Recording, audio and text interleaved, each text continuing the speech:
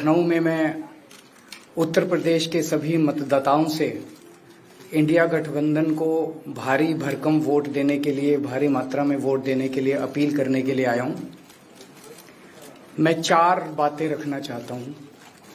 पहले चारों बिंदु बता देता हूं, फिर उसको डिटेल में एक्सप्लेन करूंगा। पहला ये कि ये चुनाव भारतीय जनता पार्टी मोदी जी अपने लिए वोट नहीं, अमित शाह जी को प्रधानमंत्री बनाने के लिए वोट मांग रहे हैं। दूसरी बात, योगी आदित्यनाथ जी को अगर ये लोग जीत गए तो योगी आदित्यनाथ जी को 2 से 3 महीने के अंदर उत्तर प्रदेश के सीएम पद से हटा दिया जाएगा।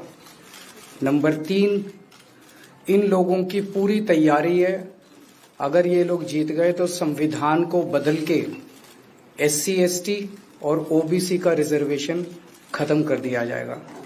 और नंबर 4, जो आंकड़े अब देश भर से आ रहे हैं वो ये दिखा रहे हैं कि 4 जून को इंडिया गठबंधन की सरकार बनने जा रही है और NDA को और BJP को बहुत कम सीटें मिलने जा रही हैं।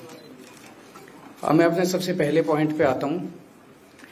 जब 2014 में प्रधानमंत्री बने थे नरेंद्र मोदी जी, तो उन्होंने खुद एक रूल बनाया था कि भारतीय जनता पार्टी के अंदर और उनकी सरकारों में 75 वर्ष से ऊपर कोई भी व्यक्ति होगा तो उसको संगठन में और सरकार में किसी भी पद पे नहीं रखा जाएगा, उसको रिटायर कर दिया जाएगा। और उसका सबसे पहले उस रूल के तहत आडवाणी जी को और मुरली मनोहर जोशी जी को रिटायर किया गया था।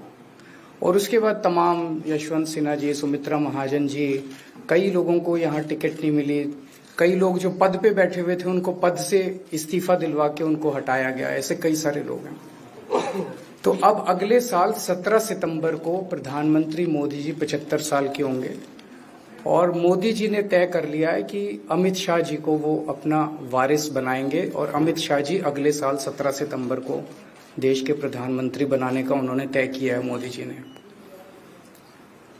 इसके ऊपर मोदी जी पिछले 1-2 साल से लगे भी हुए हैं, क्योंकि भारतीय जनता पार्टी के अंदर अमित शाह जी के सामने जो जो बाधाएं पैदा कर सकता था नेता, एक एक करके उन सब नेताओं को साइड कर दिया गया, उनका पत्ता साफ कर दिया गया।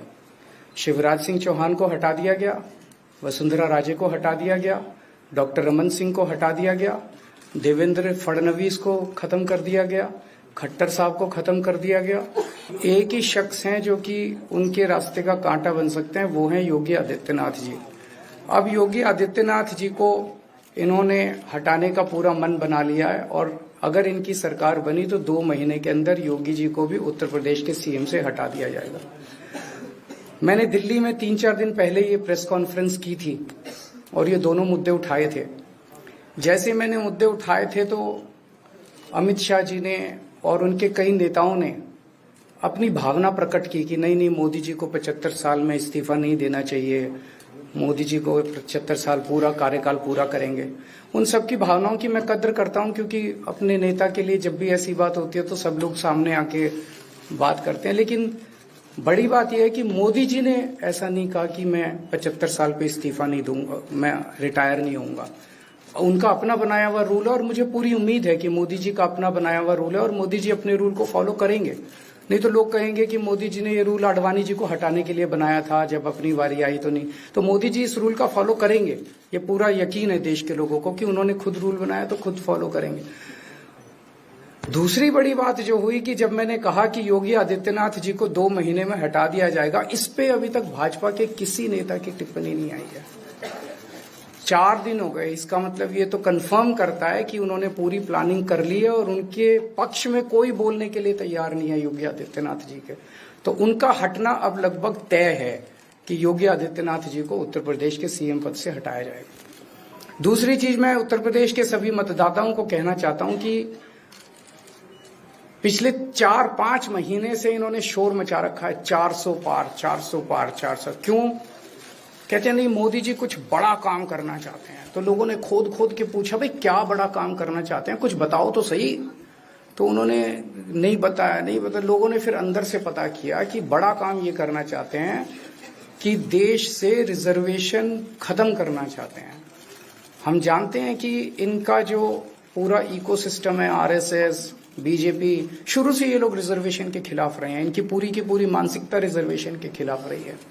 तो मैं सभी लोगों को ये आगाह करना चाहता हूं कि ये बड़ा काम इनको 400 पार इसीलिए चाहिए क्योंकि ये रिजर्वेशन खत्म करना चाहते हैं। संविधान को, बाबा साहब अम्बेडकर ने जो संविधान बनाया था, उस संविधान को ये तार तार करना चाहते हैं।